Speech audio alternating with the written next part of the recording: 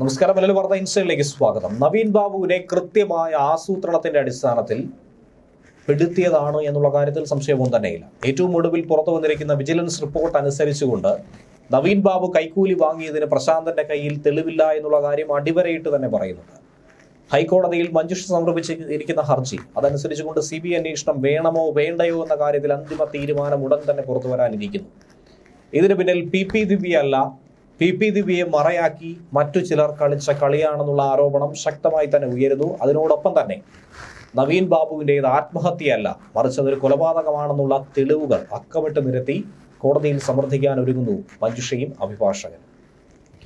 എന്തിനു വേണ്ടി, ആർക്ക് വേണ്ടി നവീൻ ബാബുവിനെ തുടക്കത്തിൽ കൈക്കൂലിക്കാരനാക്കി ആ ആത്മഹത്യ അനുചിതമാക്കി മാറ്റാൻ ശ്രമിച്ചു എന്നുള്ള ചോദ്യത്തിനുള്ള ഉത്തരമാണ് ഏറ്റവും ഒടുവിൽ ലഭിക്കാനായി പോകുന്നത്.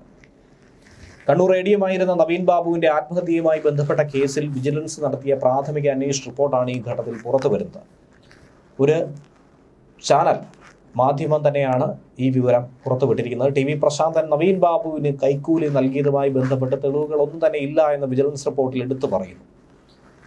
കൈക്കൂലി കൊടുത്തു എന്ന് പറയുന്ന മൊഴിക്ക് അപ്പുറത്തേക്ക് മറ്റൊരു തെളിവും നവീൻ ബാബുവിനെ കുറ്റക്കാരനാക്കാനായില്ല എന്ന് വിജിലൻസിന് കണ്ടെത്താൻ കഴിഞ്ഞിരിക്കുന്നു. അതിന്റെ അർത്ഥം നവീൻ ബാബു ഒരു ചില്ലിക്കാശ് പോലും കൈക്കൂലി വാങ്ങിയിട്ടില്ല എന്ന് മാത്രമല്ല, പ്രശാന്തൻ എന്ന് പറയുന്നത് ആർക്കോ വേണ്ടി ചലിക്കുന്ന ഒരു പാവയായി മാറിയിരിക്കുന്നു. പ്രശാന്തന്റെ ഭാഗത്തു നിന്നും പലതരത്തിലുള്ള അനധികൃത ഇടപാടുകൾ ഉണ്ടായിട്ടുണ്ട്, നടത്തിക്കൊണ്ടിരിക്കുന്നു എന്ന കാര്യത്തിന് ഇതിനപ്പുറത്തേക്ക് മറ്റ് തെളിവുകളൊന്നും തന്നെ ആവശ്യമില്ല.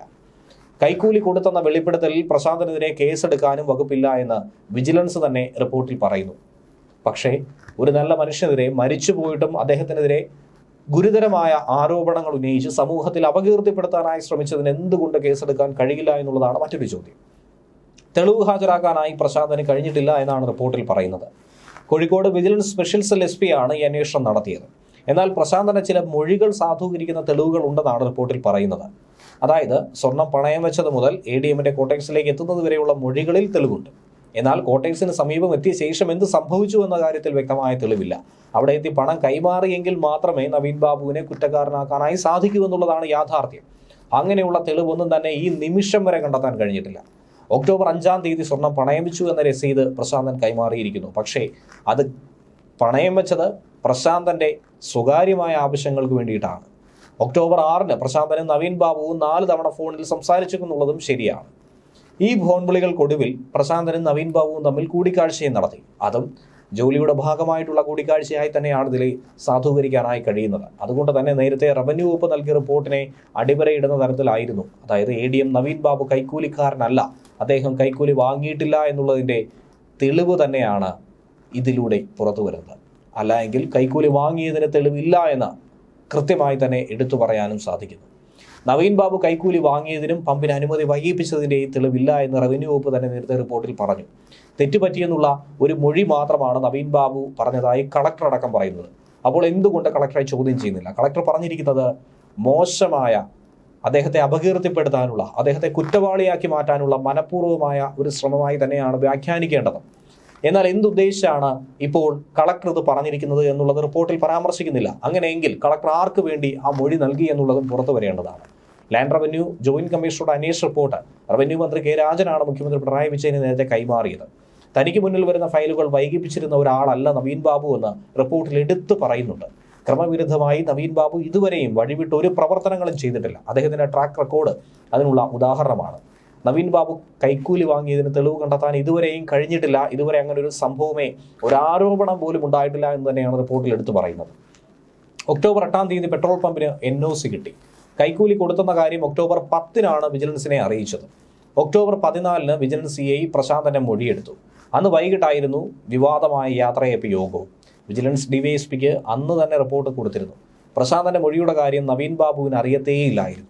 ഒക്ടോബർ 15-ാം തീയതിയായിരുന്നു നവീൻ ബാബുവിനെ ആത്മഹത്യ ചെയ്ത നിലയിൽ കണ്ടെത്തുന്നത്. ഒരു പക്ഷേ അദ്ദേഹത്തിന്റെ മരണം അന്ന് സംഭവിച്ചില്ലായിരുന്നുവെങ്കിൽ സത്യസന്ധനായ ഒരു ഉദ്യോഗസ്ഥനെ കൃത്യമായ ആസൂത്രണത്തിന്റെ അടിസ്ഥാനത്തിൽ പ്രശാന്തൻ അകപ്പെടുത്തുമായിരുന്നു, ഇതിൽ അഴിക്കുള്ളിലാക്കുമായിരുന്നു എന്നുള്ള മറ്റൊരു സാധ്യത കൂടിയാണ് ഈ കൃത്യമായ ആസൂത്രണത്തിലൂടെ തന്നെ പുറത്തു വരുന്നത്.